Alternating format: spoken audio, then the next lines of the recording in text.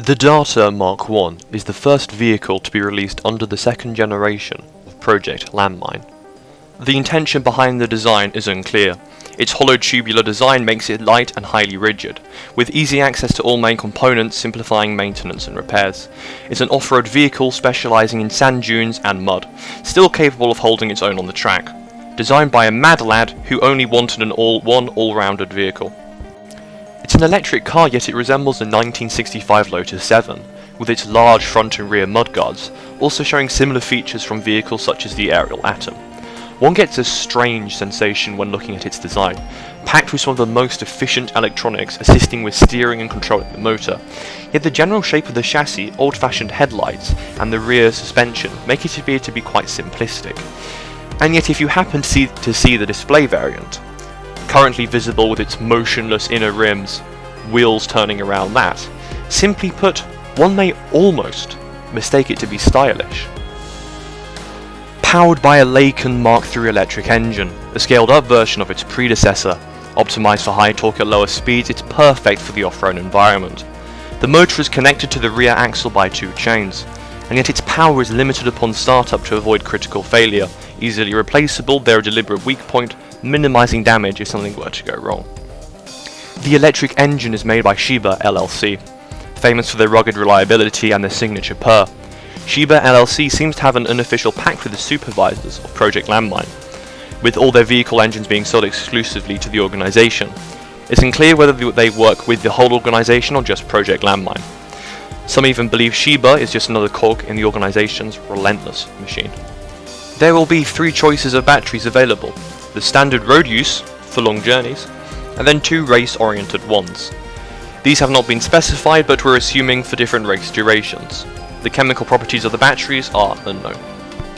As far as luxuries, there are none, apart from a central control waterproof screen with GPS and lots of other tools, and a glove box. There is a small boot in the front, but extra cargo can be stored behind the seats and by the occupant's legs strapped to the roof and sides. As previously mentioned, this is the display variant. The other has a more standard wheel setup, more reliable for racing. This does mean the front wheels are further apart, which should help in the jumps. There are also different tyre patterns for different terrain. These are compatible with both wheel setups. An electric car designed to last, get anywhere and cost less than its petrol counterparts. The Darter MK1 is not for those who wish to try and be normal or fit in. It's for those who are flawed or insane. Something is beautiful not because it is perfect, as being such makes it just like anything else. Sincerely hope you can't hear my parents' music. Even still though, welcome back to another episode of building stuff that mostly doesn't work. So to give you a bit of an idea of how long this project took me 26 hours. So when you're seeing the halfway through renders between the time-lapse of the whole design process, before each one of those photos, there may be 2 or 3 seconds of footage you're seeing. That is about the equivalent of 4 hours of work there. Yeah, might want to rewatch that and reconsider about your thoughts. Anyway, so the design did take me a very long time, and obviously what you're seeing here is just basically, if you picture as a tree, the end tree timeline sort of thing. Any deviations I made and scratched them, there's a lot of work that I put into this that you're not really seeing here.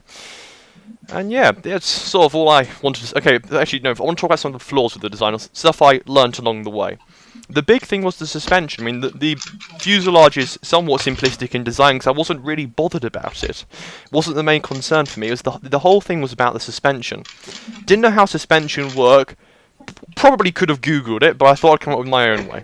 So the rear suspension, yeah, it's really simplistic. The whole thing sort of mounted in a way, and the whole thing's a very simplistic design. Perfect description just there.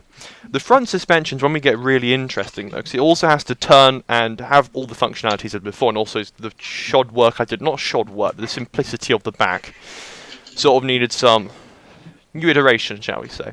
So what I came up with was a pretty cool design. I'm not going to go into much detail here, but the whole thing was a very bizarre design. You can see it from the screenshot, so I don't have to explain it. But yeah, today that would make little sense, practical sense of using such a system, but who knows, in 50 years I might come back to this design and think, I cracked it years ago. Probably won't, that's very optimistic talk. Yes, see what happens then, I guess. So thank you for watching, hope you enjoyed it, and may you have a very pleasant day.